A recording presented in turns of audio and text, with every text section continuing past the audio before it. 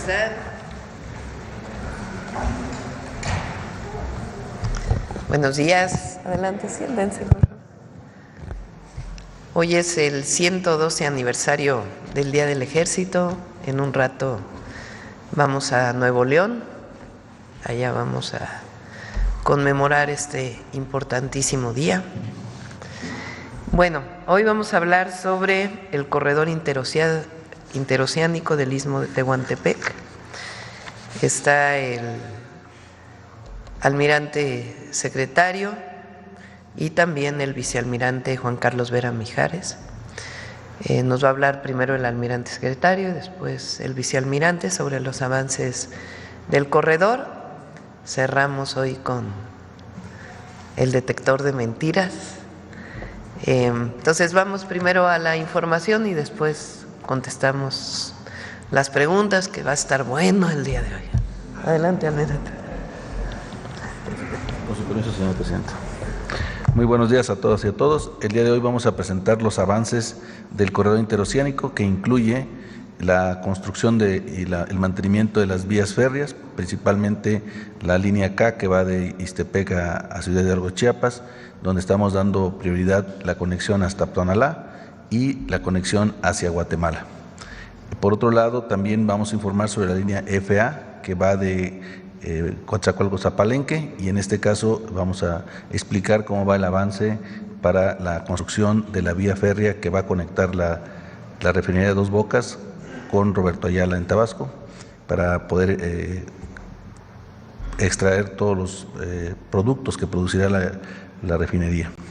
Asimismo, se van a presentar los avances de los polos de desarrollo para el bienestar, que ya 7 ya están en avance importante para su consolidación, otros más están en proceso de licitación, con énfasis en 2 que tenemos en Chiapas y uno próximo en Tabasco.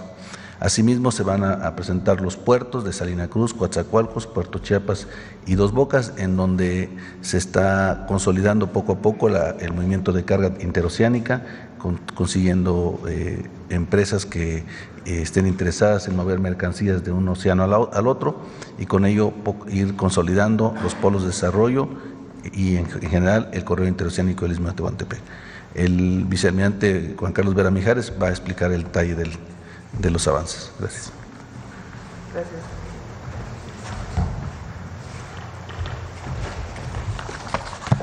Con su permiso. Sí. Muy buenos días. A continuación, me permito presentar al pueblo de México los avances del proyecto del corredor interoceánico del Istmo de Tehuantepec. Soy el vicealmirante Juan Carlos Vera Mijares, director general del proyecto. El corredor, la siguiente, por favor. El corredor interoceánico del Istmo de Tehuantepec es un proyecto estratégico de seguridad nacional que tiene un objeto social. Su objeto es implementar una plataforma logística multimodal para el bienestar y desarrollo de la región del Istmo de Tehuantepec. Su zona de influencia terrestre está integrada por 4 estados: Veracruz, Oaxaca, Tabasco y Chiapas, 105 municipios y más de 4.600.000 habitantes. La zona marítimo-portuaria está comprendida por 4 puertos: el puerto de Coatzacoalcos, Veracruz, Salina Cruz, Oaxaca, el puerto de Dos Bocas, Tabasco, y Puerto Chiapas. Estos están unidos por 1.200 kilómetros de vía férrea que son operados por el ferrocarril del Istmo de Tehuantepec. Y dentro de la franja del Istmo se despliegan 10 polos de desarrollo para el bienestar. A su vez, en el estado de Tabasco, en la ciudad de Teapa, se está activando otro polo de desarrollo, y en el municipio de Tapachula otros 2 más. Pero lo más importante que tiene este proyecto es su zona de influencia de ultramar, que es la que permite la conexión de todos los puertos del mundo a través de los 2 océanos, el Océano Pacífico y el Océano Atlántico. Todo este sistema logístico está protegido por una brigada de infantería de marina desplegada a lo largo de todo el territorio en 22 unidades operativas, con más de 2.400 elementos. La siguiente, por favor. Con relación a los avances de obra de su rehabilitación, la línea Z es la que corre de la ciudad de Coatzacoalcos al puerto de Salina Cruz. Son 307 kilómetros, de los cuales fueron rehabilitados 210 kilómetros, con 82 puentes ferroviarios y 290 obras de drenaje. También 3 patios, como es Medias Aguas, Matías Romero y Ixtepec, y 7 heladeros. Se encuentra 100% operativa desde su inauguración el 22 de diciembre del año 2023 y ha transportado más de 63,000 pasajeros y más de 316,000 toneladas de carga. La siguiente, por favor. La línea FA es la que corre de la ciudad de Coatzacoalcos a Palenque, Chiapas. Son 310 kilómetros que fueron rehabilitados en su totalidad, así como 91 puentes ferroviarios y 667 obras de drenaje. Se encuentra 100% operativa desde el 13 de septiembre del año pasado y ha transportado más de 19,000 pasajeros, más de 29,000 toneladas de carga, y se continúa en su proceso de rehabilitación para la construcción de 2 patios de trasvase en la estación Roberto Ayala en Huimanguillo y en Pacalná en el municipio de Palenque. También se están terminando 9 heladeros, pero lo más importante es la vía de penetración que está próxima a iniciar su construcción en la estación de Roberto Ayala a 2 Bocas. La siguiente, por favor. Esta línea es la que corre de Huimanguillo a 2 Bocas y tiene por objeto conectar la refinería Olmeca con todo el sistema multimodal. Se coordina con la Secretaría de Desarrollo Agrario, Territorial y Urbano y con el Gobierno de Tabasco la liberación del derecho de vía. Tenemos un avance de un 39% en este proceso y calculamos en 6 meses contar la liberación total para que a partir de mayo tenemos un tiempo estimado de construcción de 18 meses. Estamos próximos a iniciar obra y se programa su término para el último trimestre del año 2026. La siguiente, por favor. La línea K es la línea más larga de todos. Esta línea conecta de la ciudad de Ixtepec, Oaxaca, a Ciudad Hidalgo, Chiapas. Se encuentra en proceso de rehabilitación en 459 kilómetros de vías, más de 427 puentes ferroviarios y más de 600 obras de drenaje. También se rehabilitan 14 estaciones. Es un trabajo bastante desafiante y principalmente hay que tener mucha precaución con las lluvias, la temporada de lluvias, por las zonas de inundación donde se encuentra. Se rehabilita por tramos.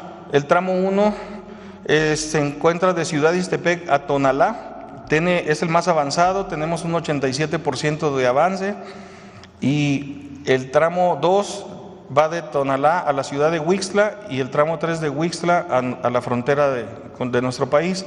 Tenemos un avance general de más del 65%.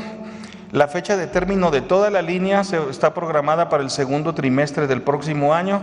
Sin embargo, ahorita próximamente para el mes de junio de este año estaremos poniendo en operación el tramo 1 hasta Tonalá para comenzar con el uso de la vía férrea y la comunicación industrial.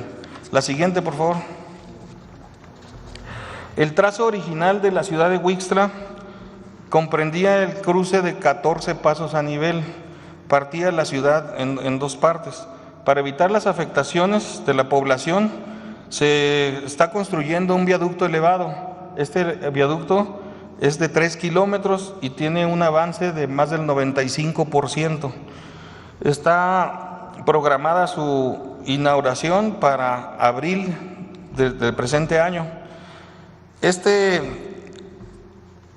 viaducto, al elevarse, liberó 80,000 metros cuadrados de un espacio público, en el cual se construye un parque lineal con andadores, espacios deportivos y de esparcimiento para las familias. La siguiente, por favor.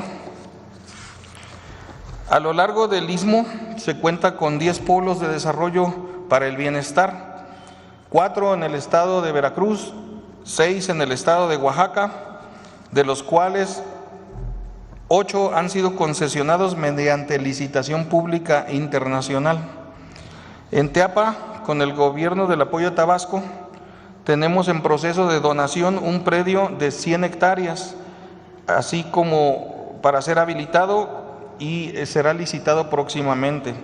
De igual manera, en el municipio de Tapachula contamos con 2 predios que en el próximo mes de mayo entrarán a licitación pública internacional. La siguiente, por favor. Los polos de desarrollo de bienestar en Coatzacoalcos 1, Coatzacoalcos 2 y Salina Cruz tienen vocaciones industriales de distribución de vehículos y autopartes. Estos ya fueron licitados y concesionados a la empresa desarrolladora multimodal del Istmo. Tiene un 90% de avance en sus estudios y un avance comercial significativo. La siguiente, por favor. Los polos de desarrollo de Texistepec, San Juan Evangelista, Matías Romero y Santa María Mixtequilla tienen vocaciones agroindustriales, dispositivos médicos, farmacéuticos y metales. Ya fueron licitados y están concesionados a empresas nacionales que se llaman Proistmo y Profarmax. Los concesionarios desarrolladores cuentan con incentivos fiscales para impulsar inversión nacional y extranjera. La siguiente, por favor. El Polo de Desarrollo de Asunción Ixtaltepec en Chivela fue entregado el 31 de enero del presente año a la empresa Marsal. Esta empresa es especializada en reciclaje de aluminio de alta calidad. Así como el Polo de Desarrollo para el Bienestar de Ixtepec tiene una vocación de producción de energía verde. Se encuentra en la etapa de asambleas públicas y consulta indígena para llevar el debido proceso. A la vez, estas industrias anclas permiten el desarrollo y el bienestar de la ciencia y tecnología en la región. Se trabaja con la Asociación Nacional de Universidades e Institutos de Educación Superior para impulsar la educación, la capacitación en la región con infraestructura adecuada que permita a los jóvenes el desarrollo y el bienestar de nuestra nación. La siguiente, por favor. En diciembre del año pasado se determinó la factibilidad del Polo de Desarrollo en Teapa, Tabasco. Ahora estamos en proceso de donación, como les había mencionado. En el municipio de Tapachula tenemos 2 predios con vocaciones agroindustriales y farmacéuticas que cumplen requisitos y serán próximamente licitados. El Polo de Desarrollo de San Blas Atempa cuenta con más de 300 hectáreas y con múltiples facilidades logísticas de vocación agroindustrial y metalúrgica. Se encuentra en proceso de licitación hasta el día 24 del presente mes. Se trabaja de manera conjunta con las autoridades federales y locales para cumplir los debidos procesos y apoyar los programas de trabajo de estos importantes proyectos. La siguiente, por favor. El puerto de Salina Cruz se está modernizando. Cuenta con una terminal de usos múltiples, con un crecimiento progresivo en movimiento de carga general, graneles agroalimentarios y minerales e hidrocarburos.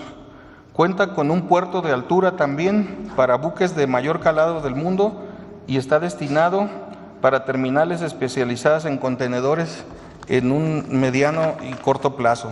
La siguiente, por favor. El puerto de Coatzacoalcos también se está modernizando para incrementar sus capacidades.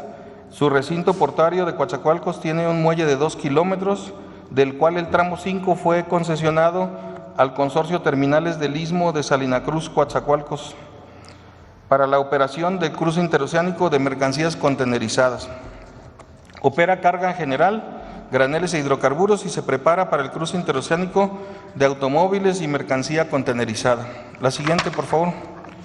Próximamente se llevará a cabo una prueba piloto para un cruce interoceánico de automóviles a través de los servicios que ofrece la plataforma logística multimodal. Participarán buques portacarros denominados Car Carrier, de más de 200 metros de eslora. También equipo ferroviario especializado, denominado Supermax, operados por el ferrocarril del Istmo de Tehuantepec. La siguiente, por favor. Muchas gracias.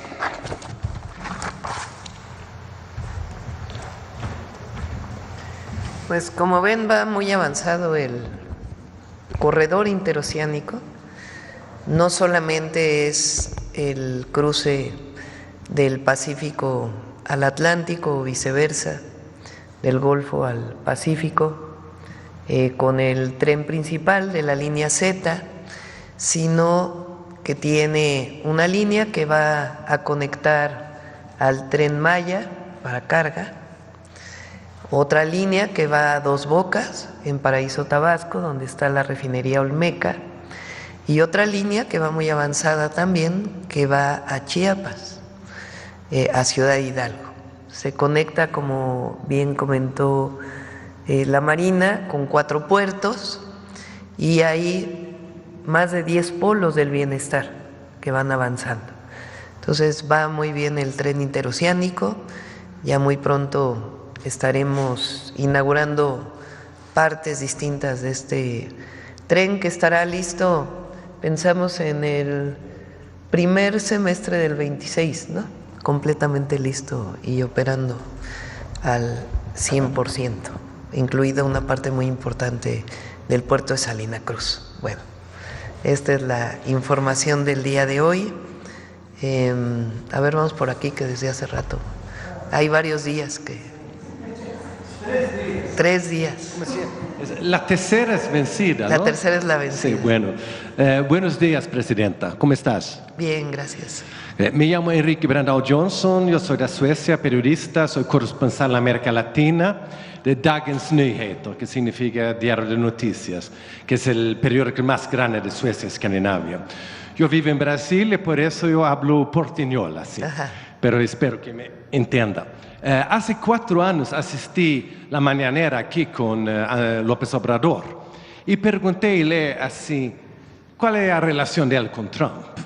Ahora quería saber cómo es su relación con el presidente de Estados Unidos, porque quiero saber así, cómo su encuentra el balance entre defender al pueblo mexicano, pero al mismo tiempo mantener una relación buena con el gobierno de Trump. México y Estados Unidos somos países vecinos y hay una larga historia de relación entre nuestros países, desde la invasión estadounidense, que se llevó la mitad de nuestro territorio, hasta muchos otros episodios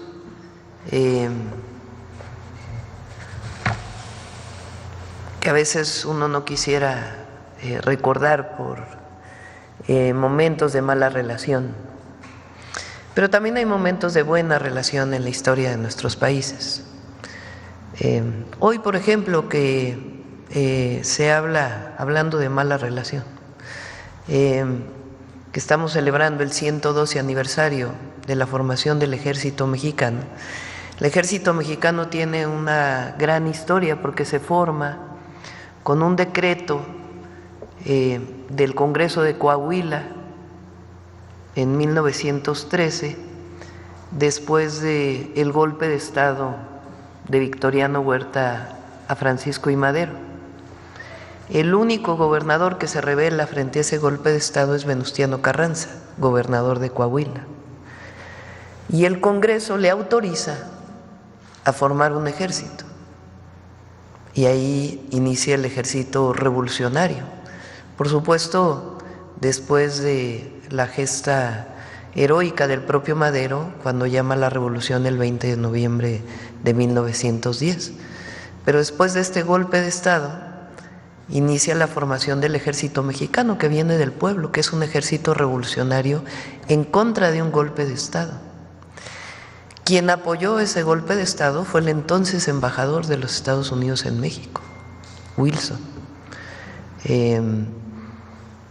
apoyando a Victoriano Huerta. Después viene un cambio de gobierno y es distinta la actitud de Estados Unidos.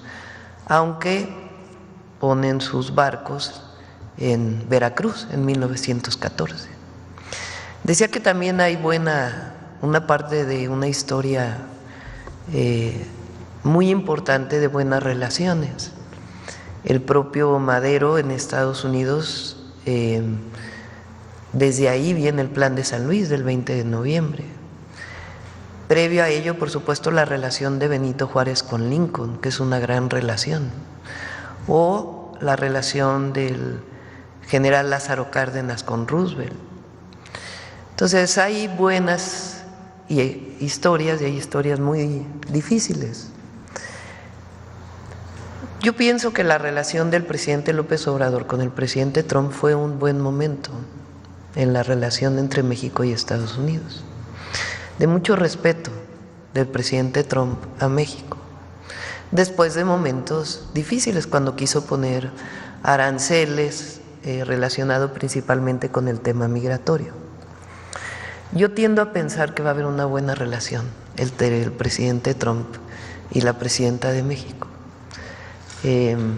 Somos dos países vecinos, no nos vamos a ir a ningún lado, somos socios comerciales y tenemos que hacer el mayor esfuerzo posible para tener una buena relación. Por supuesto que está en la definición de ambos países. En este momento estamos en un periodo pues de un proceso de pláticas, de negociación, frente a esta decisión unilateral de la posibilidad de poner aranceles a México, a pesar del tratado comercial que tenemos.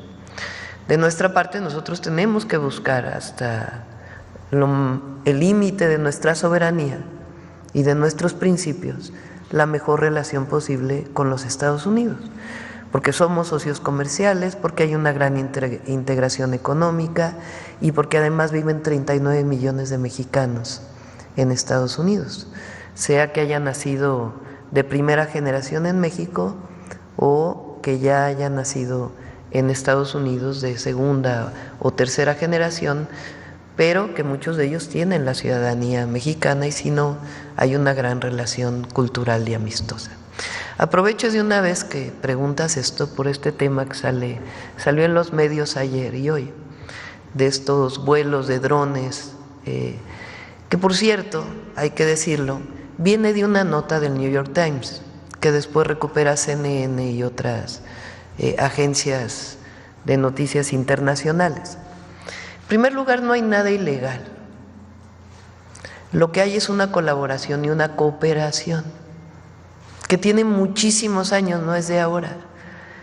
Porque ¿por qué sale en el New York Times? A ver, vamos por partes. La primera, estos vuelos son parte de coordinación, aquí está el almirante secretario, colaboraciones que se hacen desde hace muchos años entre el gobierno de Estados Unidos y el gobierno de México, y muchas veces esa petición, o más bien, todas las veces es bajo petición del gobierno de México, de colaboración, de información para poder atender condiciones de seguridad en marcos de colaboración que están establecidas principalmente entre las Fuerzas Armadas de México y distintas instituciones del gobierno de los Estados Unidos. Entonces no hay nada ilegal y es parte de una colaboración y de una coordinación, en donde se comparte la información, siempre en el marco de los 4 principios esenciales de la colaboración entre Estados Unidos y México, en donde un elemento principal es el respeto a nuestra soberanía. Ahora, la pregunta es, ¿por qué sale la nota en el New York Times?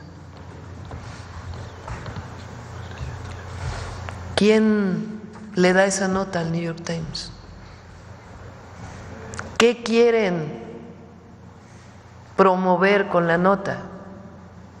Y todos los corifeos que se desatan en medios mexicanos o en la oposición, como diciendo, es que la presidenta de México es débil, tuvo que ceder frente a espionaje del gobierno de los Estados Unidos, hay violación a la soberanía, cuando en realidad es un protocolo de coordinación y colaboración que existe desde hace años entre el gobierno de Estados Unidos y México. No nos van a debilitar. Primero porque tenemos principios y para nosotros la soberanía es un principio, no es negociable. Segundo, porque siempre decimos la verdad, nunca escondemos nada. Nosotros tenemos 3 principios: no mentir, no robar y no traicionar al pueblo. Sale hoy un artículo que quiero nombrarlo, normalmente no nombro periodistas, de Riva Palacio, donde dicen que la presidenta está diciendo mentiras. A ver si nos pones esa partecita, porque vale la pena, porque si bien es ridículo, irrisorio, esto quiere decir, fíjense, lo asevera el artículo de Riva Palacio, llanamente que sí hay operaciones de espionaje sobre territorio mexicano. ¿De dónde lo saca? Contrario a lo que aseguraron la presidenta y el secretario de la Defensa. No hay ninguna operación ilícita y es parte de una colaboración y una coordinación que existe desde hace años en nuestro país, y muchos de estos vuelos son a petición del gobierno de México para solicitar tecnologías que México puede no tener y que se hicieron con el conocimiento y autorización del gobierno. O sea, como si nosotros hubiéramos permitido la vulneración de nuestra soberanía y no fuera parte de un protocolo de colaboración, que en público afirman que no permitirán tales acciones. Pero todavía se atreve a decir, una vez más, como sucedió con la autorización para que cuerpos de élite de Marina entren a México a capacitar infantes de Marina mexicanos, si hay permiso, no hay violación a la soberanía, aunque deje expuesto un discurso mentiroso a los mexicanos. Nosotros no mentimos. Y la soberanía no es negociable. Ese es un principio básico. La soberanía y la independencia de México costaron muchas vidas al pueblo de México. Y nosotros tenemos la responsabilidad y la vamos a cumplir, porque es nuestra convicción, y para eso nos eligió el pueblo de México, de defender nuestra soberanía. Entonces, no hay absolutamente nada que ocultar, pero lo que vale la pena preguntarse es por qué sale el artículo en el New York Times, por qué todos estos... Sí, pero entonces, ¿por qué tú piensas que salió esa nota en el New York Times? Pues porque quieren vulnerarnos, como si nosotros estuviéramos negociando la soberanía nacional. Jamás. Y no nos van a vulnerar porque el pueblo de México y el gobierno es uno solo. Aquí no hay divorcio. Y nosotros no mentimos nunca. Sí, pero hay tantas amenazas de Trump. Así, él quiere deportar miles de mexicanos, tarifas, aranceles, y también una amenaza de colocar soldados americanos en territorio mexicano. ¿Tú no tienes miedo de Trump? No. ¿No? Tengo un pueblo que me respalda. Cuando uno tiene la certeza y la convicción y sabe cuáles son sus principios, ¿por qué uno va a tener miedo? Pero además,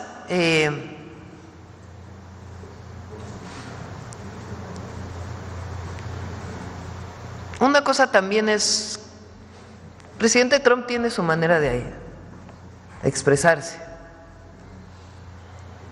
Entonces, primero hay en este momento diálogo. Y nosotros no vamos a permitir nunca que se vulnere la soberanía. Y si llegara a vulnerarse, hay un pueblo entero para defender a su patria. Sí.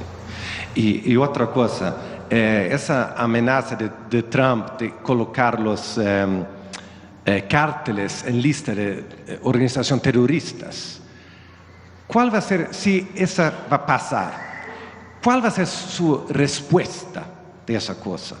¿Qué va a hacer si Trump coloca eso en la lista de terroristas? Primero, y es muy importante, porque también nos quieren colocar como si nosotros defendiéramos a los cárteles de la droga o a la delincuencia organizada. Por supuesto que no. Cuando fui jefa de gobierno, disminuimos los índices delictivos en más del 50%, con una estrategia: atención a las causas y disminución de la impunidad, con 4 ejes que son los que hoy estamos desarrollando a nivel nacional. Ya hay resultados. Enero del 2025 fue el enero más bajo en homicidios de los últimos 8 años y trabajamos todos los días para la construcción de la paz en nuestro país. No es la visión del pasado de Calderón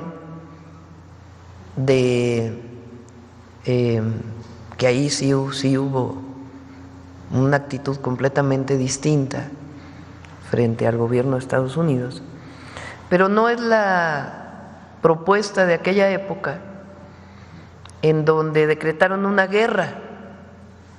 Lo he dicho en otras ocasiones, guerra quiere decir permiso para matar,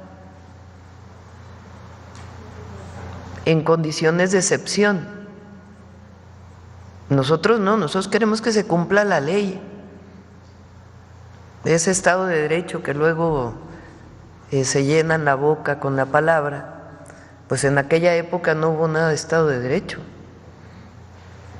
Hubo una guerra que decretó en su propio territorio, que resultó además pues en más violencia. Nosotros lo que queremos es el cumplimiento de la ley y la atención a las causas, que las y los jóvenes de México tengan todo el derecho a vivir felices y en paz, y que tengan acceso a los derechos que están establecidos en la Constitución de la República: educación, salud, empleo y una vida plena. Entonces, primero, que no haya confusión de que nosotros, no, lo que nosotros defendemos es la soberanía. Ellos le pueden llamar como quieran, pero nosotros defendemos la soberanía. Entonces, si ese decreto tiene que ver con acciones extraterritoriales, esas no las aceptamos. Nosotros creemos que si bien es cierto que es indispensable avanzar en investigaciones conjuntas, por ejemplo, de lavado de dinero, que son muy importantes, porque la droga se vende en Estados Unidos. Ahí está la venta de la droga. Entonces, ¿qué ocurre con el recurso proveniente de la venta de la droga? Si ellos hacen este decreto para investigar todavía más en los Estados Unidos el lavado de dinero en los Estados Unidos y los propios grupos delictivos que se mueven en Estados Unidos que hacen que haya esta venta de la droga, está muy bien.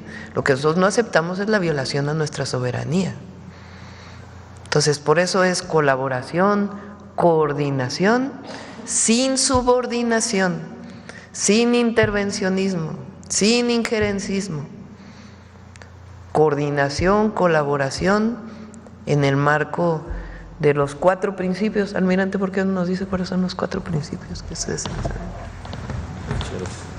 Sí, tenemos en el tema de seguridad 4 principios que no son renunciables. El primero tiene que ver con la responsabilidad compartida, es decir, que reconocemos que el problema es de ambos lados de la frontera y que tenemos que actuar de manera coordinada y colaborativa. El segundo es la confianza mutua, es decir, que lo que acordamos lo cumplimos y que no nos traicionamos. La tercera tiene que ver con la cooperación y no la subordinación. Es decir, podemos trabajar juntos, podemos hacer operaciones con ayuda de ellos y de nosotros en diferentes ámbitos, pero jamás las fuerzas mexicanas se van a subordinar a los Estados Unidos. Y por último, el respeto a la soberanía, que no es renunciable. Son los 4 principios que rigen la cooperación en materia de seguridad con los Estados Unidos. Bueno, la última pregunta aquí. Suecia es un país muy feminista, le canta a usted así. Yo quiero saber así, porque en Suecia, en la afuera, personas están viendo México como un país muy machista, así. Pero tú tienes una aprobación de más de 80%. ¿Cómo es de ser presidenta en México? ¿Cuáles fueron las dificultades de ser mujer presidenta? ¿O cuáles fueron los avantajes, las cosas buenas? Gracias. Creo que hubo algo que caló mucho en nuestro pueblo y en el momento político. Nosotros, en nuestro movimiento, decidimos quién iba a ser. En México había una historia de que el presidente nombraba por dedazo al siguiente o al candidato del partido al que pertenecía. Aquí se rompió esa costumbre y el presidente López Obrador dijo que sea por encuesta quien decida, que el pueblo decida quién va a representar en su momento a Morena en la elección. En esa encuesta participamos 6 personas, 5 hombres y una mujer. Participó Marcelo Ebrard, participó Adán Augusto López, participó Gerardo Fernández Noroña, entonces por representante del PT, Manuel Velasco por el Verde, ¿quién me falta? Ricardo Monreal, también por Morena, y su servidora, o sea, 5 hombres y una mujer. En ese momento yo salí del gobierno de la Ciudad de México y recorrimos el país los 6, cada uno por nuestra cuenta, y yo utilicé dos ejes centrales en mi recorrido por el país. El primero, debe continuar la transformación de México. El segundo, es tiempo de mujeres. Los dos fueron muy poderosos. Entonces, de 5 hombres y una mujer, salí arriba en las encuestas que se hicieron. Y creo yo que cuando utilicé es tiempo de mujeres, caló muy hondo no solo en las mujeres, sino en los hombres en nuestro país. Y eso es algo muy poderoso que se muestra hasta el día de hoy. Cuando salgo a territorio, pues nosotros hacemos giras los fines de semana, el entusiasmo, la alegría de las niñas, de las jóvenes, de las adultas, por tener por primera vez una mujer presidenta es enorme. Y además yo dije, no llego sola, no es que una mujer... A mí no me gusta esta idea de que una mujer rompió el techo de cristal porque parece que es el esfuerzo personal de una mujer por salir adelante, que siempre el esfuerzo personal cuenta, ¿no? Nadie lo minimiza, pero en realidad es la lucha de las mujeres mexicanas que permitieron que en mi persona se viera la primera mujer presidenta. Y por eso dije cuando llegué, es presidenta con A. Y eso fue poderosísimo. Y también dije, no llego sola, llegamos todas las mujeres mexicanas a gobernar. Y eso también es muy poderoso. Así que hay revolución de las conciencias en muchos sentidos. Hay revolución de las conciencias porque hay un pueblo que reconoce hoy su fuerza y su historia y que no va a permitir que haya regresiones. Y al mismo tiempo hay una revolución de las conciencias porque se está rompiendo un machismo histórico en nuestro país. Eso es lo que está viviendo México, por eso es tan fuerte. Muchas gracias. Sí. Buenos días, Presidenta. Gracias. Nancy Flores, de la revista Contralínea. Buenos días a todas y a todos. Presidenta, continuando con este tema de Estados Unidos, preguntarle justamente sobre estas dinámicas que se están desarrollando. Usted acaba de reiterar que el presidente Donald Trump tiene una manera de comunicar. Ayer hizo uso de esta manera de comunicar y se refirió nuevamente al narcotráfico y a la migración en nuestro país hacia Estados Unidos. Lo que no vio es justamente esto que usted ha estado insistiendo también en estas conferencias matutinas, de que en Estados Unidos existe distribución de droga, lo que ya decía hace un momento, que esto significa que allá hay bandas delincuenciales que hacen esta distribución de estos opioides y que la crisis en gran parte se refiere al hecho de que Estados Unidos nunca ha combatido eso, no ha combatido tampoco el lavado de dinero en circuitos financieros, siempre acaba diciendo que el lavado de dinero se hace con traslado de maletas, lo cual sería absolutamente imposible, y le echa la culpa sobre todo a México. Aquí llama la atención que se insista en este tema de que los cárteles mexicanos son terroristas, que México es el inicio de la cadena de suministro, y llama la atención porque en un análisis que hicimos en la revista Contralínea, justamente se observa que la cadena de suministro de fentanilo y sus precursores empieza en China. Sin embargo, Estados Unidos no amenaza la soberanía de China, no se refiere a China como el inicio de esta cadena de suministros, quizá porque China sí es una potencia militar importante y entonces se empieza a ensañar con países como México, que no tenemos esta potencia bélica ni tampoco queremos, porque no tenemos una visión hegemónica ni expansionista, sino de respeto al resto de los pueblos. Preguntarle sobre esto que se ha estado manejando también últimamente, que se necesitaría un acuerdo trilateral en materia de seguridad, ¿en qué términos debería de venir? Sobre todo pensando siempre en esta defensa de la soberanía que ya ha dicho que se va a llevar pues hasta las últimas consecuencias.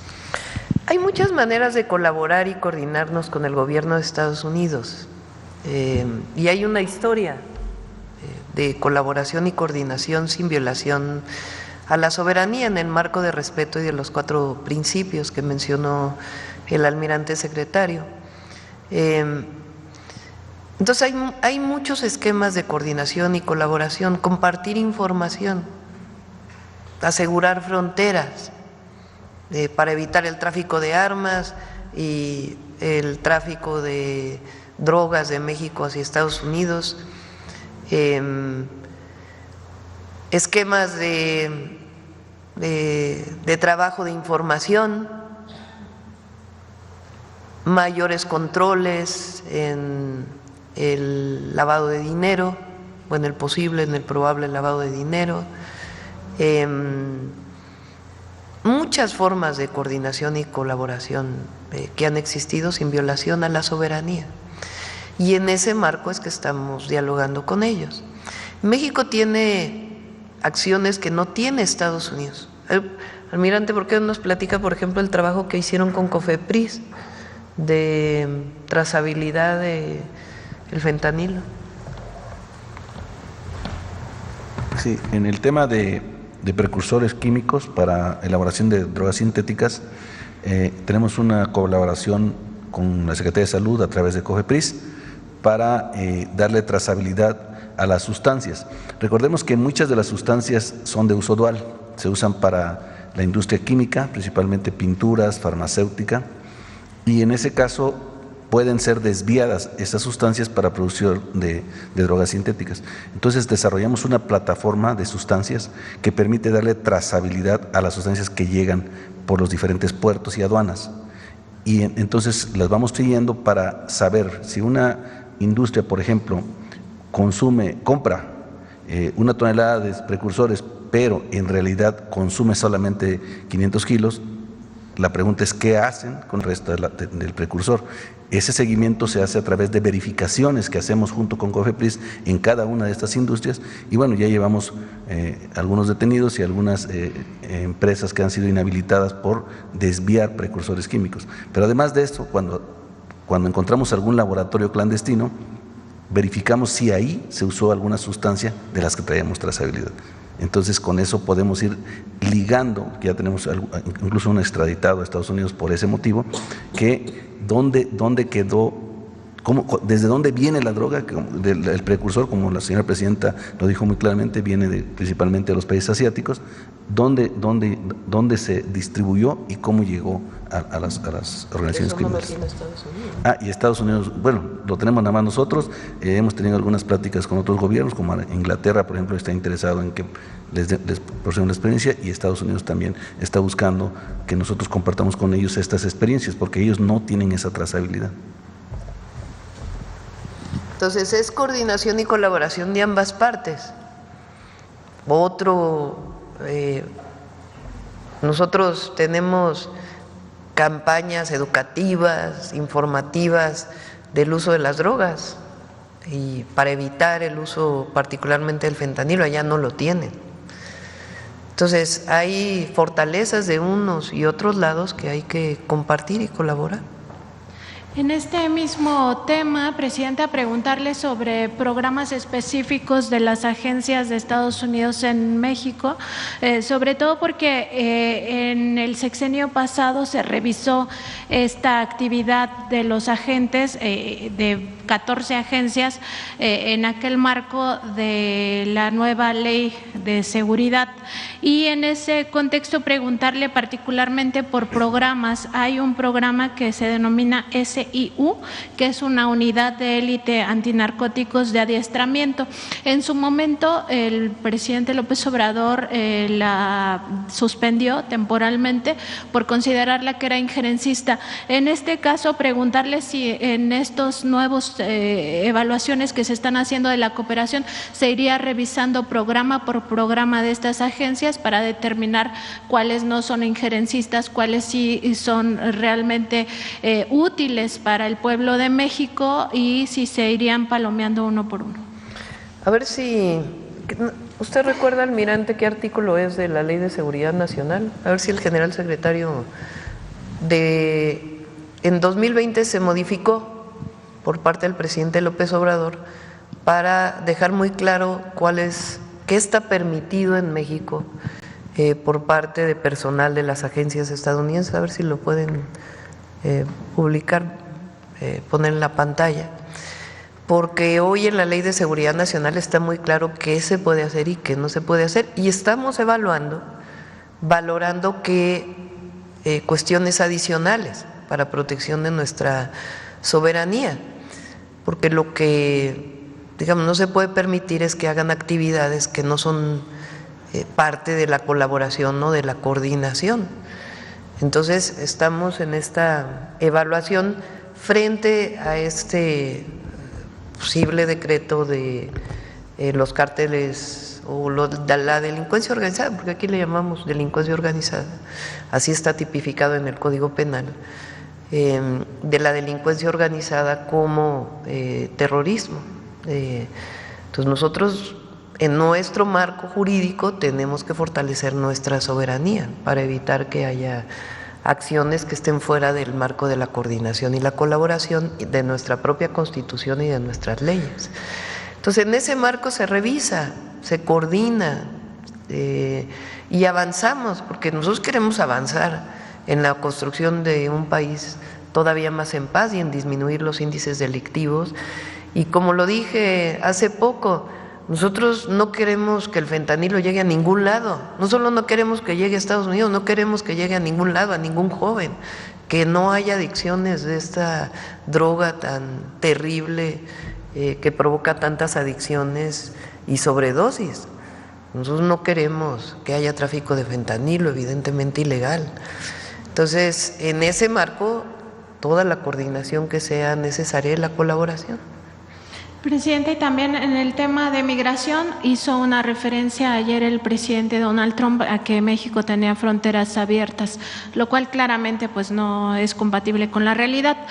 Más allá de esto, preguntarle si su administración tiene registros de cuántos mexicanos migran a Estados Unidos, si hubo una disminución, porque la hipótesis es que justamente con los programas del bienestar que se implementaron desde el sexenio pasado y también con el tema de la recuperación gradual del salario mínimo, que ya estamos en términos distintos a lo que estábamos antes, y la generación de empleo digno, pues estos índices de migración de mexicanos hacia Estados Unidos indocumentados pues sería mucho menor que en los momentos más críticos del neoliberalismo. Preguntarle si algún servidor público de su gabinete pudiera venirnos a explicar este punto y si se cuentan con esos registros. Sí, cómo no.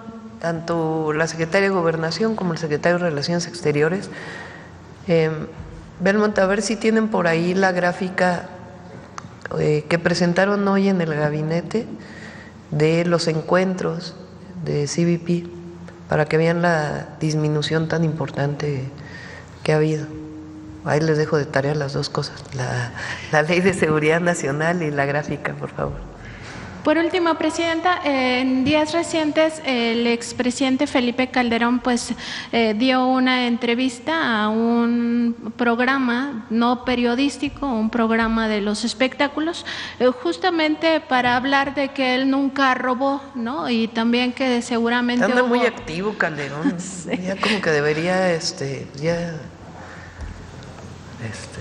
dedicarse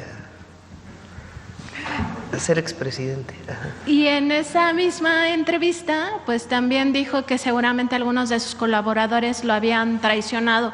Por supuesto que no se refirió al tema de Genaro García Luna y los nexos con el cártel de Sinaloa, en un momento en el cual García Luna fue el brazo derecho de este expresidente para la guerra contra el narcotráfico, ni tampoco se refirió a lo que ya conocemos, muchas estafas. La Suavicrema, como se le conoce a la Estela de Luz, es uno de los ejemplos de esto. En contralínea, pues no solo documentamos el robo de la presidencia de la República, porque eso también se cuenta como un robo y lo hizo en 2006, sino también otros elementos a partir de informaciones generadas por la Unidad de Inteligencia Financiera. Por ejemplo, que su fortuna, la fortuna de Felipe Calderón, aumentó 87 millones los 5 años posteriores a su salida de la presidencia y que mucho de ese recurso lo obtuvo a través de asociaciones civiles. Entre ellas, bueno, algunos datos que nos parecen muy interesantes son que contratistas de petróleos mexicanos donaron millones de pesos a esas asociaciones civiles creadas por él y por su esposa, y esto ocurrió una vez que él dejó el cargo, cuando sabemos que también otro antecedente no solo es que fue expresidente de la República, sino también exsecretario de Energía.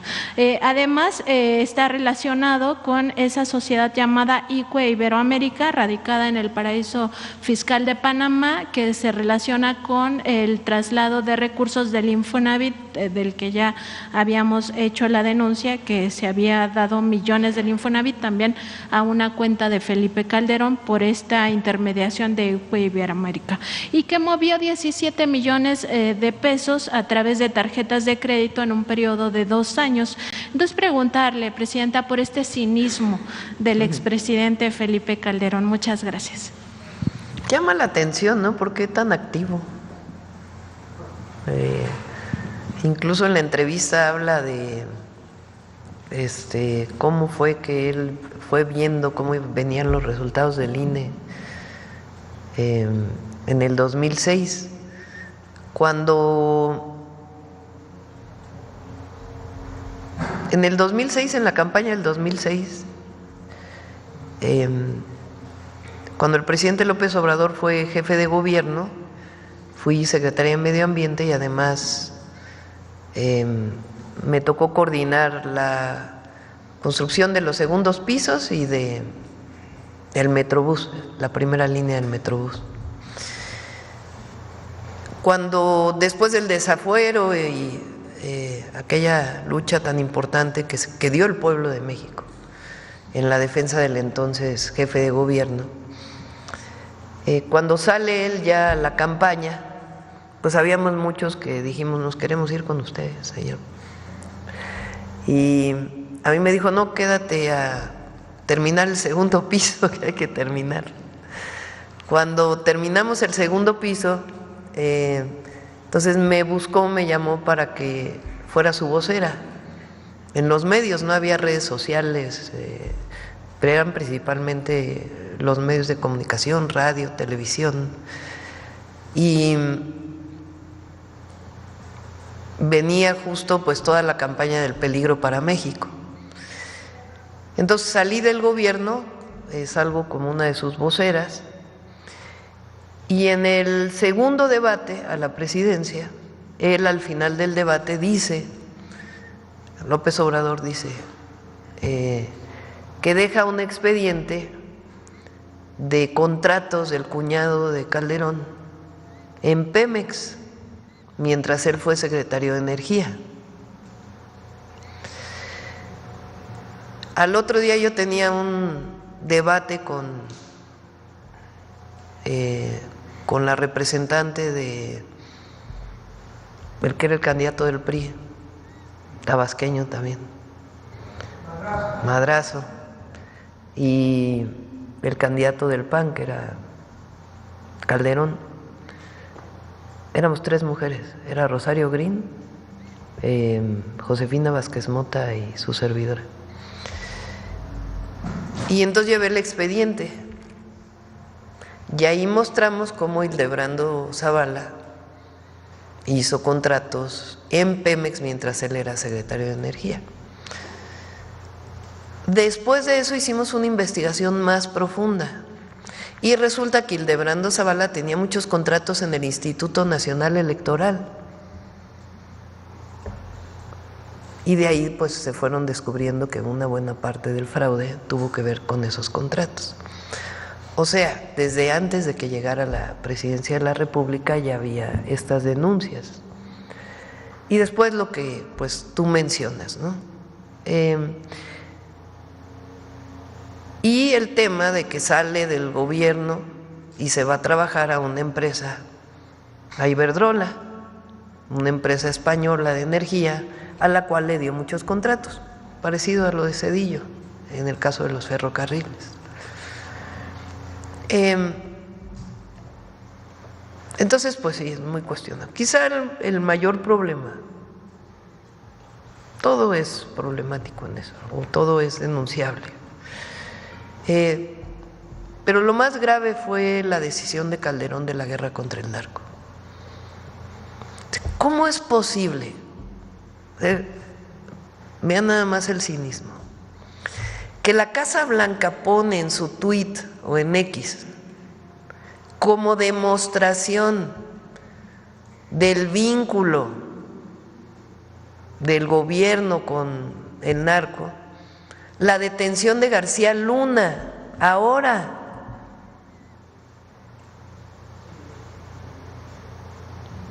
Y el entonces presidente, espurio, porque llegó con un fraude electoral, el entonces presidente no menciona nada de eso,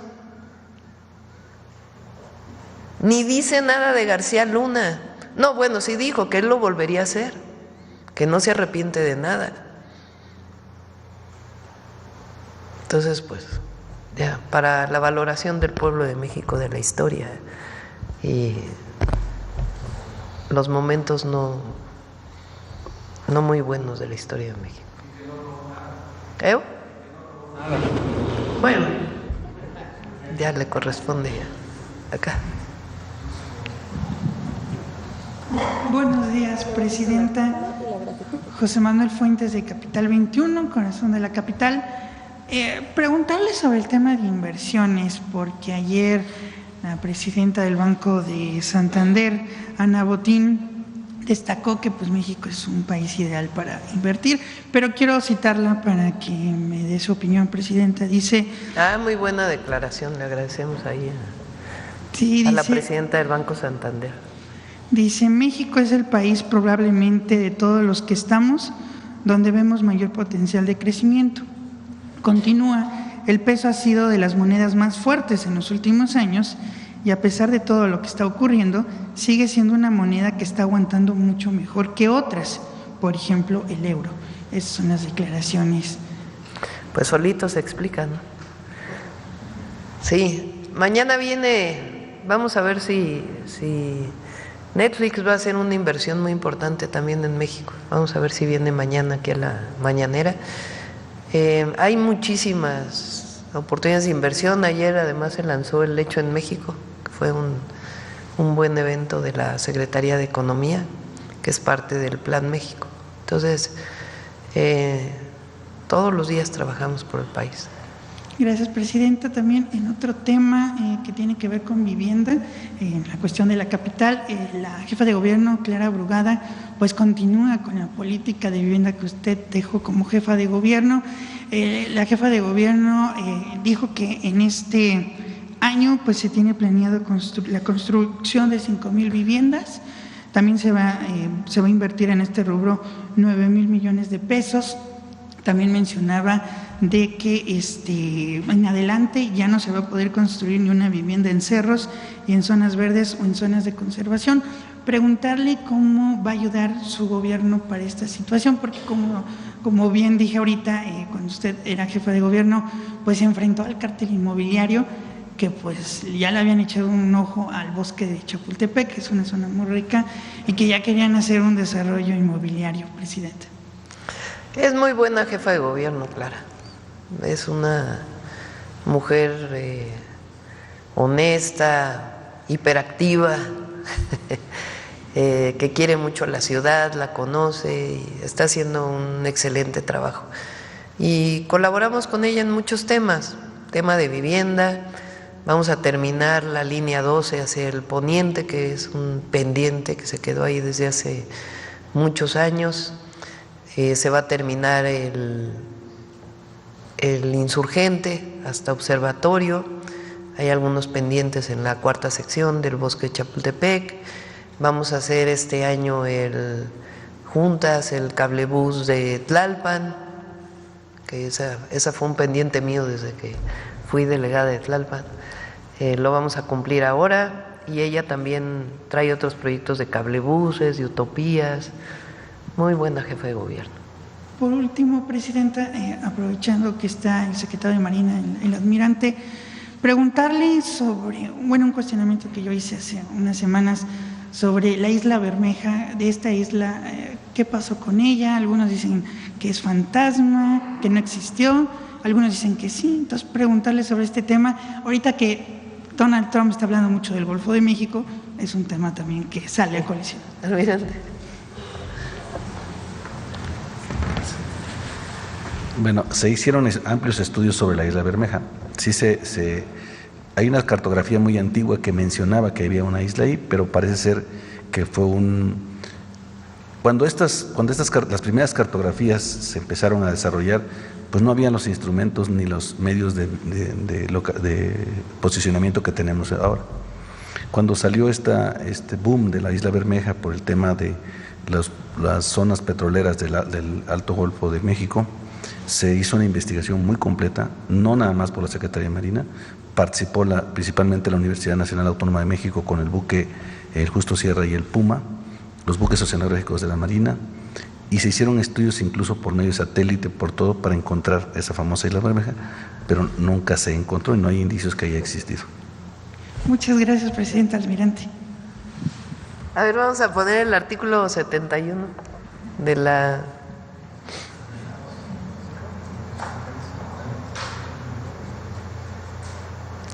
Dice, este fue modificado en 2020, ¿no? Los agentes extranjeros deberán observar las siguientes disposiciones.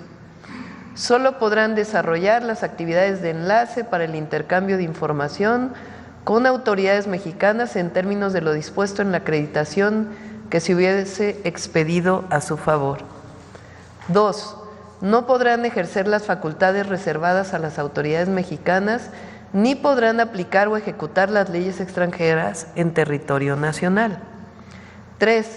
Deberán abstenerse de realizar gestiones directas ante autoridades distintas de la Secretaría de Relaciones Exteriores o de las dependencias que corresponden en términos de los respectivos convenios de cooperación internacional suscritos por el Estado mexicano en materia de seguridad y que contribuyan a preservar la seguridad nacional. 4. Deberán poner en conocimiento de las autoridades mexicanas que corresponda, en términos de los respectivos convenios de cooperación internacional suscrito por el Estado mexicano en materia de seguridad y que contribuyan a preservar la seguridad nacional, la información de que se alleguen en el ejercicio de sus funciones. 5. Deberán presentar ante las Secretarías de Relaciones Exteriores y de Seguridad y Protección Ciudadana un informe de carácter mensual en las materias relativas a los convenios de cooperación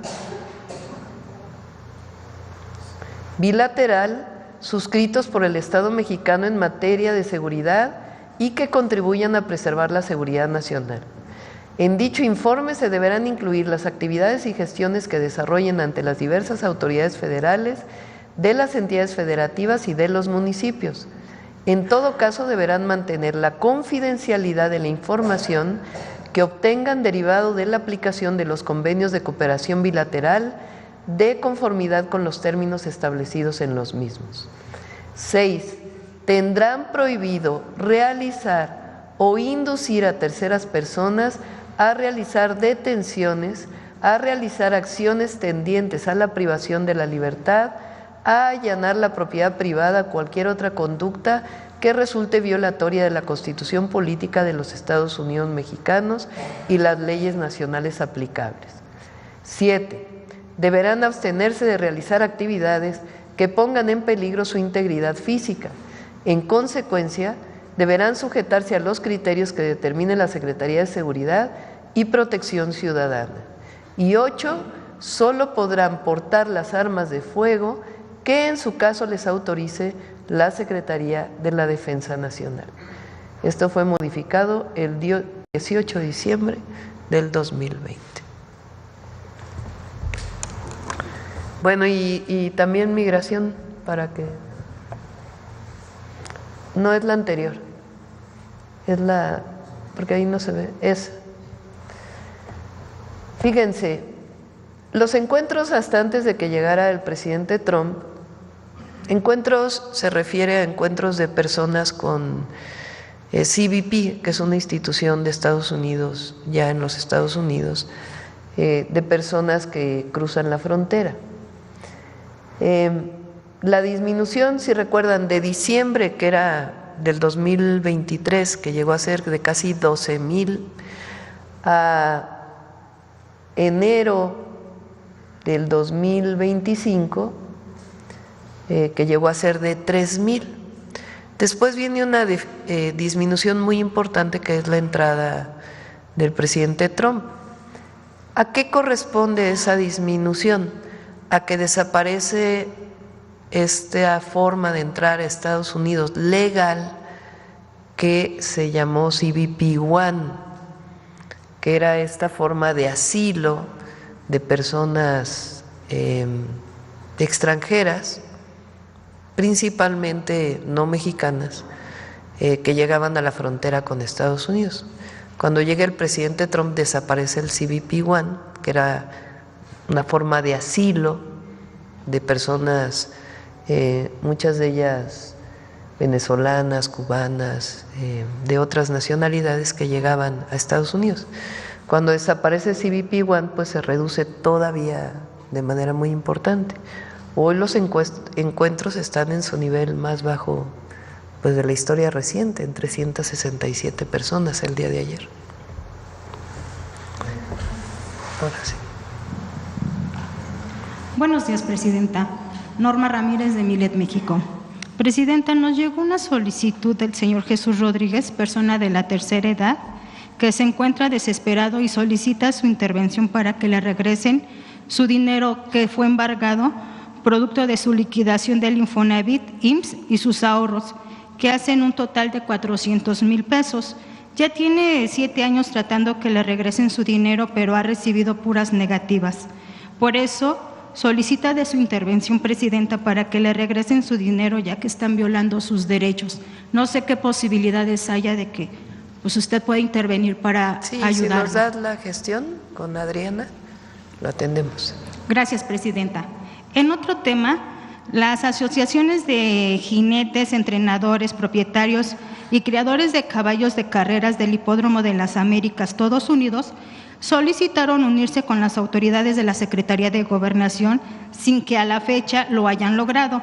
Después de más de 2 meses que la empresa permisionaria no ha ofrecido carreras, ahora pretende bajar el monto de los premios que ofrece, los cuales en los últimos 4 años no se han incrementado y ahora la situación es insostenible. Aunque el director de Asuntos Jurídicos y la directora de Juegos y Sorteos de la Secretaría de Gobernación recibieron y conversaron con representantes del gremio hípico designado, a la fecha no se han reunido, por lo que le solicitan, presidenta, su intervención para que sean atendidos, escuchados, pues está en peligro muchos empleos, además todas las consecuencias que implica esta actitud de la permisionaria.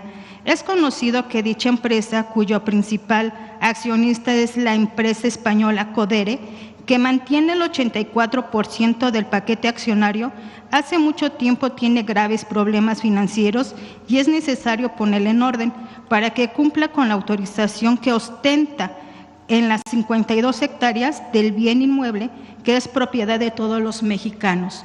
Ellos solicitan, presidenta, reunirse, que alguien nos escuche de la Secretaría de Gobernación para exponerle la crisis que están viviendo. Sí, Rosa Isela es de primera. Trabaja de las 24 a 28 horas al día. Y sí, seguramente se reunirá con ellos. Se lo agradezco, sí, presidenta. Gracias.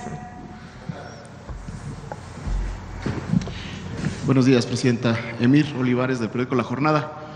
Retomar este tema con algunas precisiones, con el tema de la relación con Estados Unidos.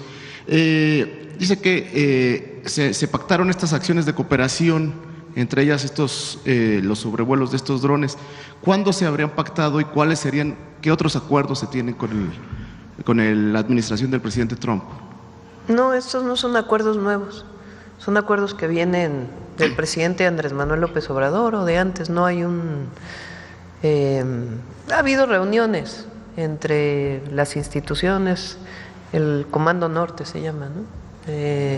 Con el secretario de la Sedena, con el secretario de Marina, pero no hay un acuerdo particular ahora, al revés, estamos justamente en ese trabajo de qué acciones adicionales de coordinación y colaboración en el marco de nuestra Constitución y las leyes podemos seguir desarrollando, que nos ayudemos mutuamente. Pero no es esto de que supuestamente entramos ahora a una negociación particular, es parte de las coordinaciones que hay. ¿Ya se tiene fecha para la reunión en el tema de seguridad, presidenta? Pues hay conversaciones entre la Secretaría de Relaciones Exteriores y el Departamento de Estado de los Estados Unidos y siguen estas conversaciones. Ahora, usted hablaba hace un momento que quieren debilitarla. ¿A quiénes ubica como que quieren tienen este objetivo? O sea, ¿para qué sacan esta nota en el New York Times? Ustedes que son tan buenos reporteros. ¿Cuál es el objetivo? Esa es mi interpretación, ¿no? Por supuesto puede haber otras interpretaciones, pero como si hubiéramos negociado quién sabe qué cosa entre la llamada del presidente Trump con su servidora. Y para cerrar el tema, ayer… Eso es lo que están queriendo decir, porque eso es lo que vienen todos los… Sí. La presidenta no va a negociar nunca la soberanía nacional, jamás. Ayer el presidente Trump insistió en el asunto de que parte del país está bajo control de los cárteles. Estas afirmaciones, presidenta, esta forma de comunicar del presidente Trump, no afectan las negociaciones que se están dando en la materia de seguridad y en otros temas. No estamos de acuerdo, lo dije desde que la Casa Blanca sacó su comunicado el 20 de enero, creo que fue del propio 20 de enero. Hice un video, grabamos de que no aceptamos esa aseveración. Al mismo tiempo también dice que se lleva bien con México. Entonces, nosotros tenemos la obligación de buscar siempre un acuerdo con los Estados Unidos en el marco de nuestros principios y, por supuesto, de la Constitución de la República. Y cuando habla de que ofrece ayuda, ¿se aceptaría esta ayuda o es...? En el marco de la coordinación y la colaboración, sin violar nuestra soberanía. Entonces, el presidente López Obrador y los presidentes anteriores, con una visión completamente distinta a esta modificación a la Ley de Seguridad Nacional que hace el presidente López Obrador, o que propone al Congreso y que el Congreso la acepta, pues no estaba antes, ¿verdad? Entonces se ponen límites a la participación de las agencias en México, y esos límites pues tienen que ver con los marcos de colaboración, de coordinación en el marco de nuestras leyes. Entonces, cuando dicen ayuda, pues es en el marco de la colaboración, de la cooperación y de los 4 principios que estableció claramente el almirante. Bueno, muchas gracias, presidente. Este tema, en cuanto a ayer se dio una polémica, pasando a otro tema, por la afiliación a Morena de varios personajes políticos, entre ellos el senador Miguel Ángel Yunes. Una respuesta inmediata de la gobernadora Nale de Veracruz. ¿Esto no afectaría la unidad del movimiento, presidenta? ¿Hasta dónde se puede o no? O ¿cómo se va a resolver? Pues tiene que resolverlo las instancias de Morena. Tiene una excelente presidenta Morena, Luisa María, el comité ejecutivo es buenísimo, tienen sus propias instancias de honestidad, de justicia para dirimir cualquier problema que haya interno. Entonces, Morena es un partido muy fuerte, muy sólido, no creo. Y bueno, pues tiene que resolverse este tema, ¿verdad? Porque pues sí hay distintas opiniones. ¿Usted cuál es su cuál es su opinión de estas afiliaciones, presidente? Se lo dejo a la presidenta de Morena. Yo creo que a mí me toca desde la presidencia fortalecer a nuestro movimiento y que no se entienda nuestro movimiento como un partido político, porque eso evidentemente no, sino lo que representa nuestro gobierno, que finalmente es el anhelo del pueblo de México por la justicia. A quien está hoy a cargo del partido le corresponde también mantener la unidad del partido y también los principios del partido. Entonces, pues ya ellos tendrán que decidirlo. Sí, pues tendrán que decidirse al interior. Miren qué bueno que haya debate. No hay pensamiento único al interior de Morena, y eso también es bueno. Y que en todo caso haya debate y que se defina en esa discusión qué es lo que le conviene a Morena.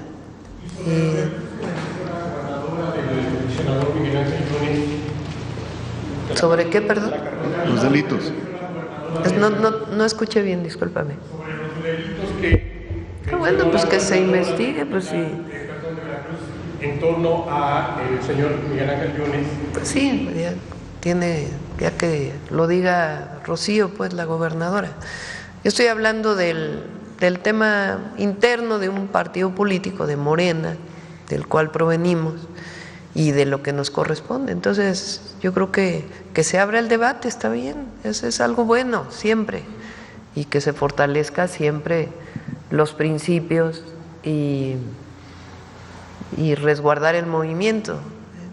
La política, decía el presidente, es principios y eficacia, ¿no? Lo dice en su libro también, y fue parte de su conducta, y lo dijo el presidente López Obrador, pues porque fue quien formó Morena, quien condujo durante años este movimiento. Los diputados locales recuerdan todos los ataques que hizo Yunes a funcionarios en la campaña, es lo que también ellos... Tienen que definirlo al interior de Morena, que haya debate interno y que resuelvan.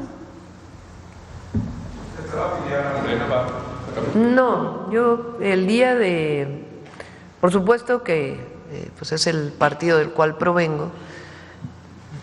Repito, tengo una responsabilidad de conservar el movimiento en términos de un proyecto de nación. pero ya no me corresponde ser militante de Morena. De hecho, la última vez que estuve en el Consejo Nacional de Morena, pues puse licencia a mi militancia, porque así debe ser. Presidenta, y en otro tema, recientemente también en la jornada publicamos una serie de reportajes en torno a la situación en Oaxaca. Se habla de que el gobernador ha tomado o aplicado algunas medidas impopulares, la misma ciudadanía se ha manifestado, hay incremento o reportan incremento de la delincuencia, desapariciones forzadas, feminicidios, casos de corrupción, falta de medicamentos. ¿Se ha tomado nota al respecto, Presidenta? ¿Hay alguna investigación al respecto? También se habla de esperar a la revocación de mandato y que el pueblo se exprese, hay un movimiento ya esperando en ese sentido. ¿Qué opinión le merece y si ha tomado alguna nota al respecto de lo sucedido en Oaxaca? Pues, a ver, como gobierno de México le corresponde particularmente a la Secretaría de Gobernación cuando hay conflictos sociales, sea con el gobernador o no, apoyar para ayudar a resolverlos. Ya el propio tema del gobernador, pues que le corresponde, si hay alguna denuncia, pues que se presente, evidentemente. Y pues le corresponde al pueblo de Oaxaca.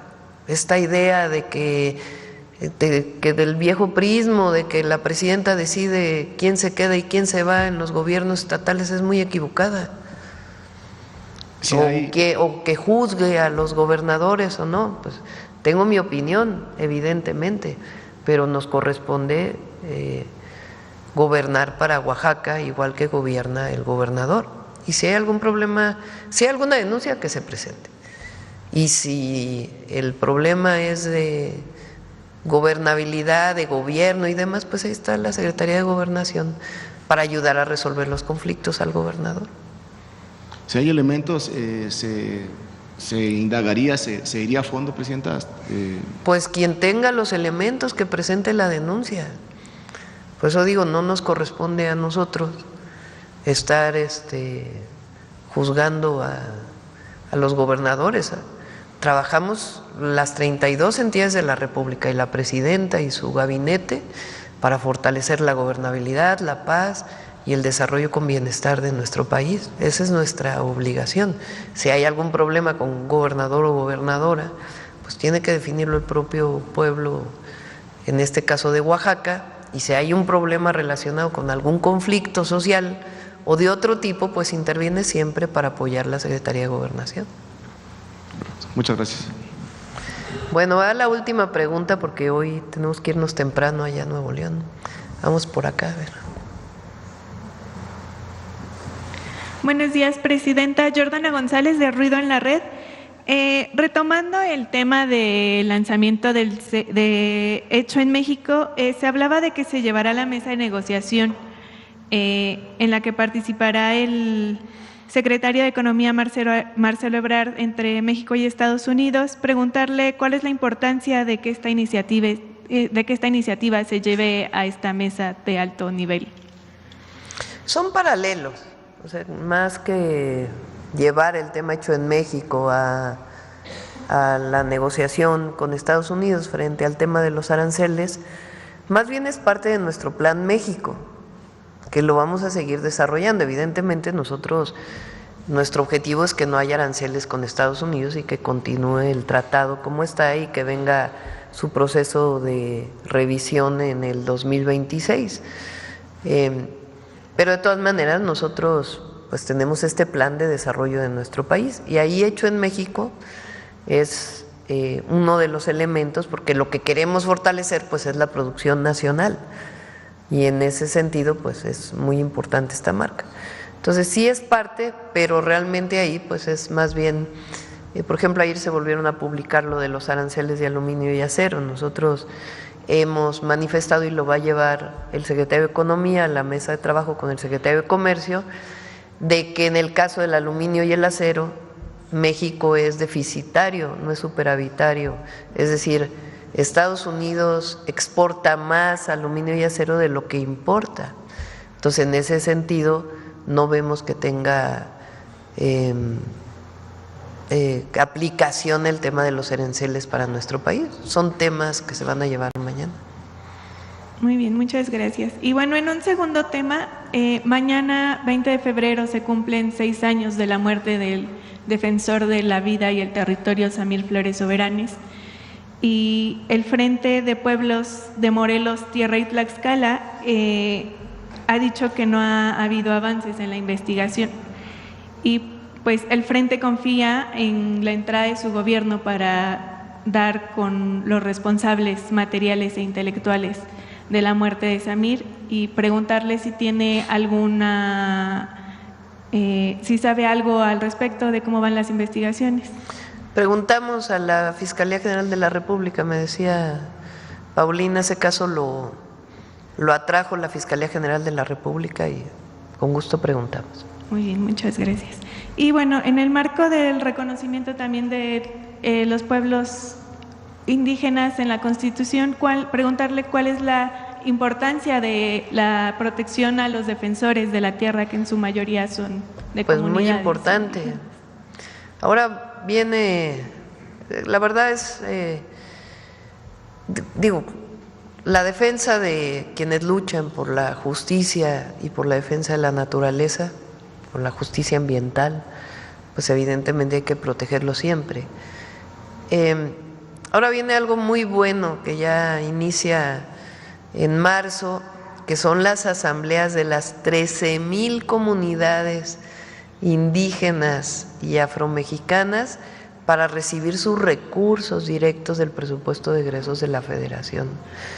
Eso es histórico en México, nunca había habido un presupuesto directo a todos los pueblos y comunidades indígenas y afromexicanas. Entonces ya nos va a tocar ir a algunas asambleas, va a ser algo muy emotivo. Y en esta misma línea sobre la importancia, ya decía usted que es muy importante pues garantizar la protección a estos defensores. Uno de los compañeros de lucha de Samir, el profesor Jorge Velázquez, también estuvo y está en riesgo después del asesinato de Samir.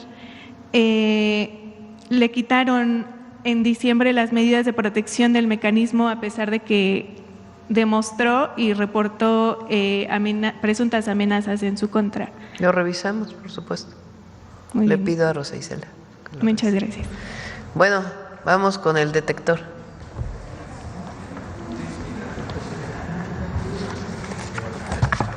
Con su permiso, Presidenta, buenos días a todas y todos. Comentaristas, medios de información y usuarios de redes sociales insisten en impulsar la narrativa injerencista de que el gobierno de Estados Unidos considera que el gobierno de México tiene relación con el crimen organizado y que las y los senadores autorizaron la entrada de fuerzas armadas de otro país para enfrentar a los cárteles. ¿Qué les motiva a mentir contra el gobierno de su patria? ¿Por qué quieren ver en México a fuerzas extranjeras como anhelaron quienes fueron a buscar a un príncipe austriaco para derrocar a la República e imponer un imperio? El fantasma del clasismo también recorre las redacciones y los foros de televisión disfrazado de meritocracia. La misma falacia que se utilizó durante el periodo neoliberal para negarle a las y los adolescentes el derecho a la educación media superior con un examen de admisión. Veamos el detector de mentiras de esta semana.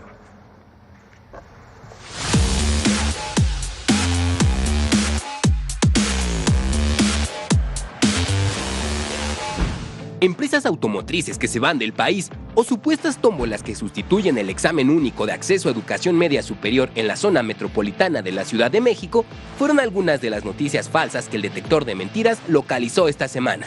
1. El Senado de la República aprobó la entrada de las Fuerzas Especiales de Estados Unidos para enfrentar a los cárteles. ¡Mentira! El Senado de la República no autorizó la entrada de las Fuerzas Especiales de Estados Unidos para enfrentar a los cárteles. El 11 de febrero, el Senado de la República aprobó el ingreso de 10 elementos militares estadounidenses para participar en la actividad de adiestramiento denominado Fortalecer la capacidad de las Fuerzas de Operaciones Especiales de la CEMAR, que se llevará a cabo en Campeche del 17 de febrero al 28 de marzo de 2025. 2. Donald Trump declaró que México está gobernado por los cárteles. ¡Mentira! La declaración del 18 de febrero del presidente Donald Trump fue: con México tengo una muy buena relación, pero creo que México está dirigido en gran medida por los cárteles. 3. Nissan mudará su producción fuera de México por amenazas de aranceles de Trump. Nissan anunció que de suceder, de seguir este rollo de los aranceles al 25%, va a tener que trasladar su producción fuera de México. Nissan está considerando sacar la producción de automóviles de México por los aranceles de Trump. ¡Mentira! El 16 de febrero, Nissan México aclaró que no tiene proyectado trasladar sus operaciones de manufactura a otro país y reiteró su compromiso con el crecimiento y desarrollo de la industria en México, así como lo ha hecho por más de 60 años con más de 16 millones de vehículos producidos. 4. El gobierno de México pretende establecer un estado policial, vigilar políticos de oposición e intervenir tu teléfono. ¡Mentira! La iniciativa de reforma tiene por objeto regular la integración, organización y el funcionamiento del Sistema Nacional de Seguridad Pública, así como la distribución de competencias, coordinación y cooperación entre las instituciones de los 3 órganos de gobierno. Otro de los objetivos de esta iniciativa es interconectar los sistemas de inteligencia de la Federación, las entidades federativas y municipios, así como de entes privados para fines de investigación de los delitos, en particular de alto impacto. La plataforma digital de usuarios de telefonía móvil propuesta en la Ley General del Sistema Nacional de Seguridad Pública no faculta a ningún ente público a intervenir teléfonos o dispositivos móviles. Es un registro de usuarios de telefonía móvil que tiene como propósito robustecer las investigaciones a cargo de las instituciones de seguridad pública. 5. Morena y aliados van por fondos de los trabajadores del ISSSTE. ¡Mentira! La reforma enviada por la presidenta Claudia Sheinbaum al Congreso de la Unión pretende obtener hasta 11,000 millones de pesos en un fondo de distintas aportaciones de trabajadores y entes del gobierno federal para destinarlos al cumplimiento de atención a la derechohabiencia y al mismo tiempo fortalecer los mecanismos de progresividad y proporcionalidad que deben regir en las políticas públicas. 6. Un estudio de Oxford calificó a la CFE como un ejemplo a evitar. ¡Mentira! El documento La recentralización del sector eléctrico de México y sus implicaciones para los mercados emergentes no es un estudio, sino un comentario realizado por Rolando Fuentes, investigador visitante del Oxford Institute for Energy Studies y exdirector de negociaciones internacionales de la Secretaría de la Energía durante el sexenio de Felipe Calderón. 7. Se asignarán los lugares de bachillerato en la zona metropolitana por tómbola. El gobierno de Claudia Sheinbaum quiere asignar los planteles con una tómbola. De verdad que lo dije de broma. O sea, nunca imaginé que algo así podría pasar. Que ya no importen tus calificaciones, que si sacas 10 y eres súper estudiante, nada, a la tómbola y que tengan mucha suerte, ¿eh? ¡Mentira! El Bachillerato Nacional Mi Derecho, Mi Lugar establece un esquema que elimina el examen Comipems con un proceso de asignación que se basa en los principios de acceso directo, irrestricto, equidad y transparencia. Los aspirantes registrarán sus opciones educativas en la plataforma digital miderechomilugar.gov.mx, eligiendo entre instituciones que garanticen acceso directo y aquellas que requieran examen de admisión como el IPN o la UNAM. Solo en caso de que una opción educativa tenga más aspirantes que espacios disponibles, se implementará un sorteo aleatorio para asignar los lugares.